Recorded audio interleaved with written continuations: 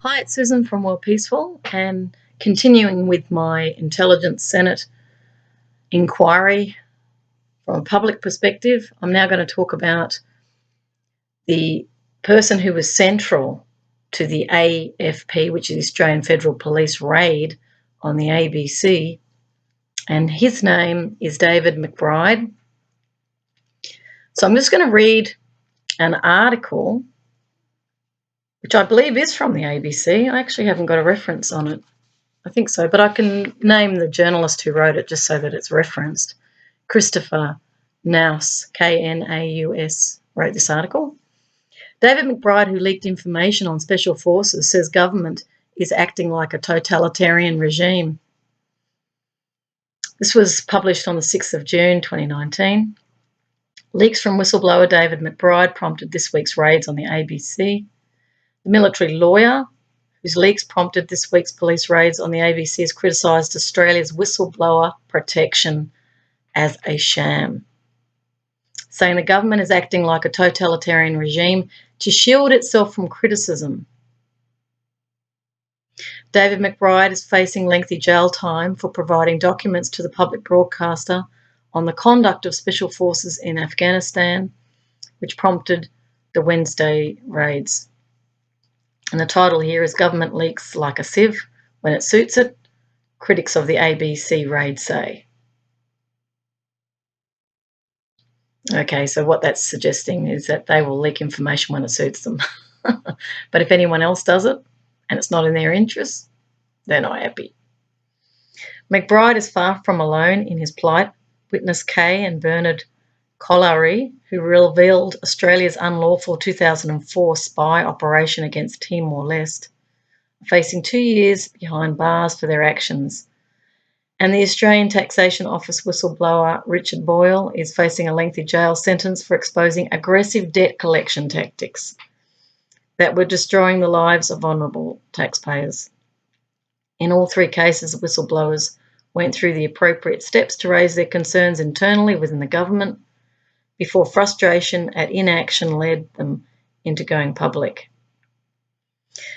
They believed doing so would help afford them protections under Australia's whistleblower regime. I made an internal complaint. I even went to the police first. I invoked whistleblower protection, McBride told Guardian Australia. It's all a sham. McBride said the inaction on his complaints led him to the ABC. The lawyer says he was simply acting on his duty to report illegal conduct. So this is another situation of following one's own duty, and only wanted to protect Australia's interest. Susan Lindeher is coming to my mind right now, who also acted. She was an intelligence asset in the CIA who whistleblowed on 9/11 and was also jailed without trial. She was held for 1 year. It wasn't an official jailing. She was held in solitary confinement for doing her job, informing her government about a plot to, the plot in respect of the aeroplanes into 9/11, the building on 9/11.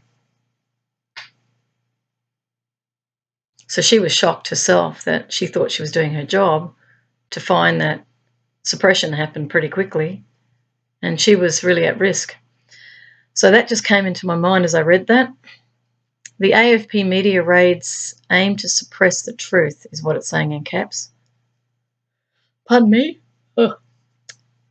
Without it, we head into the darkness of oppression. That's my concern. We've got Richard Flanagan. So I think this is another article I've pasted here. I think it says everything about the problem today that if you describe my situation without saying my nationality, you would think we were talking about China or Russia, McBride said. The idea that someone who basically suggested something was going wrong from within an organisation is put in jail forever as a spy, that's what totalitarian regimes do. There's no suggestion that I'm actually damaging national security. I think the government is damaging national security. and yet they're treating me as if I'm a terrorist. McBride's comments again raised concerns about the ability of whistleblower protections to help those wanting to expose government wrongdoing. In the case of witness Kay and Carew, the pair aired their concerns internally as required. And here's another heading: whistleblower charged with exposing alleged military misconduct, not afraid to go to jail. And this is what has to happen, I guess. If you are raising something that's truthful, you have to be prepared to go to jail because it may not be fair.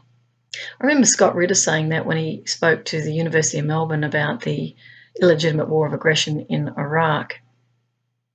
He talked about war as not fair. He said it's not fair. He said it's horrendous. He said it's cruel, it's ugly, it's disgusting. But in his view, at that time, he said it was absolutely necessary. I didn't agree with that, but that's okay. That's democracy, you know, and democracy is working in a whole range of ways, isn't it? We're going to have people coming with views we don't like or views we totally disagree with.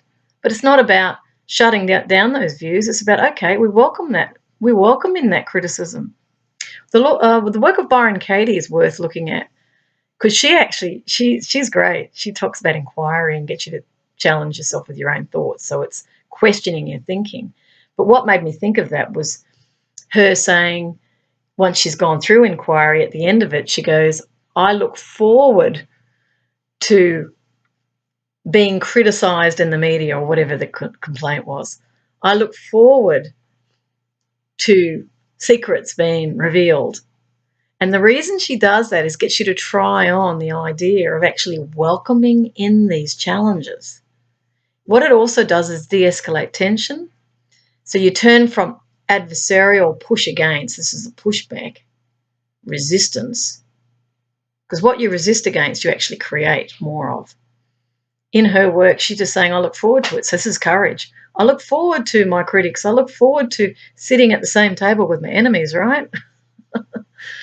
I look forward to being put down in public or whatever it is, because you're facing your fears. Your power comes from that. It doesn't come from, I don't want to hear it. Please shut up. Stop talking. It's all too much. Don't want to go there. The work invites people to go there because the moment you get a bit of resistance, it's something within you unhealed. Always it's you. But because people are unconscious, they have no training in conflict resolution, they're not taught psychology, they're not taught inquiry, they then see the world in black and white terms and they push back against things that make them feel uncomfortable, or it might make them feel powerless or exposed. The work of Byron Katie invites all that in because when you face it, you overcome it and it disappears. The law of attraction works on this level. What you think about, you bring about. See, we've got to get more savvy about the way that we're thinking. Even those who believe we need to create a totalitarian regime in order to keep the business going, in order to stay wealthy, need to question that. Is that happiness? Is that really what you want? If you do that action, what is going to happen to you karmically? It comes back. One way or another, you will get to experience the consequence of negative and positive actions. Positive actions typically bring positive outcomes. Negative actions typically bring negative outcomes, one way or another. Even if it's how you feel about yourself, you contract yourself, you become guilt-laden, or you go through life becoming harder and harder and more bitter because you've actually sucked up, you know, with things that you should have spoken up against, you didn't do it, or you engaged in unsavoury activities in the name of the organisation you're with, knowing that it was wrong. That's what I mean. There's consequence always. As I said in one of my previous videos, soldier told me he had killed a young girl in Vietnam. He suffered terribly the consequence of that action because she was innocent. He was haunted. He was haunted for like 30 years after that incident. So that's why all of us have to take responsibility and not engage in activities that are illegal or causing of harm no matter the story we tell ourselves, eventually it catches up with you at some point. It may even be on your deathbed that it all comes up, because there's the fear of, oh, what am I confronting when I go over? But I'll just say very briefly to those who think it's bad, it's not. There is only love that will greet you, but the truth will greet you as well. We learn. So going back to this, he says, this is witness K, frustrated by inaction. Pardon me. They contacted a series of journalists. Both are now facing 2 years behind bars for doing so. So is it their fault, or is it the system that's breaking down here? Boyle, the ATO whistleblower, similarly made an internal disclosure about Public Interest Disclosure Act to the ATO. His complaint was investigated and dismissed, according to the ABC and the 9 entertainment newspapers. Boyle then went public. So there's problem with, and I know this problem with going internally, because they're corporations now, including the ATO. They have interest in their image. They are making money. They have board of directors. In the case of the ATO, definitely there's government oversight there. But what I've experienced is people are protecting the institution. We need neutral third-party people to go to who are not restricted in making decisions that bring about resolution of a problem. If it's a procedural issue, then it needs to be addressed. If it's a moral bullying issue, then it needs to be addressed. And that's what a civilised society does. It would have a neutral third party, because we're seeking to enact fairness. If you do not enact fairness, you end up with grievances. When you end up with grievances, people will just keep moving with that grievance until they get satisfaction. Wouldn't it be far wiser to just deal with the problem at hand and resolve it? And I think this is the big message for those in high positions who have become accustomed to basically issuing edicts and getting things done their way, or utilising legal parameters in order to shut down what they perceive as a threat when it's not, when it was a simple matter that required a simple response, or maybe it's an administrative error that needs to be rectified. But basic decency and basic fairness would send you down the track of an independent assessor of a situation, and you would be looking at the well-being of people involved if you are grounded and balanced. If you're not, you don't care at all about the well-being of those others. That makes it very concerning that people are heading up institutions when they have many, many people under them. And if they are not caring of well-being, then those people could undergo great trauma or hardship. So leadership has to be chosen wisely, and they have to go through training, I think, and they have to be made accountable for their actions. Otherwise, they'll continue to do it. That's the reason they're made accountable. It's nothing to do with revenge. It's just harm minimisation. Goes on to say here, so Boyle is the ATO whistleblower. It says the government of Australia actually only cares about the government of Australia and doesn't actually care about Australia anymore, McBride said.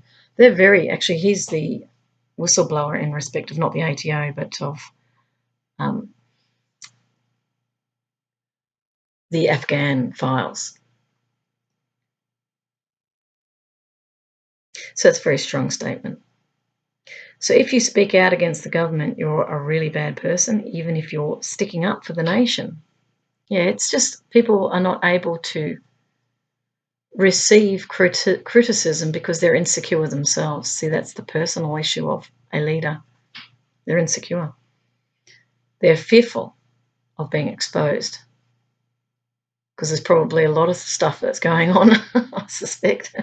Because if you've got nothing to hide in that respect, what's to worry about? They've forgotten that they're actually meant to work for the people of Australia. Well, that's true. They are.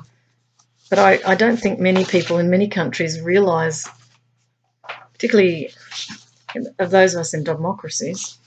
Anyway, I'll leave that one there. That was just really a little brief introduction into David McBride and just whistleblowing in general and some commentary around that. So now we're going to go to a paper that David wrote because he's a lawyer and he's a military lawyer. So he's a very interesting guy. So I'll read you excerpts out of what he wrote. Okay, that's the next video.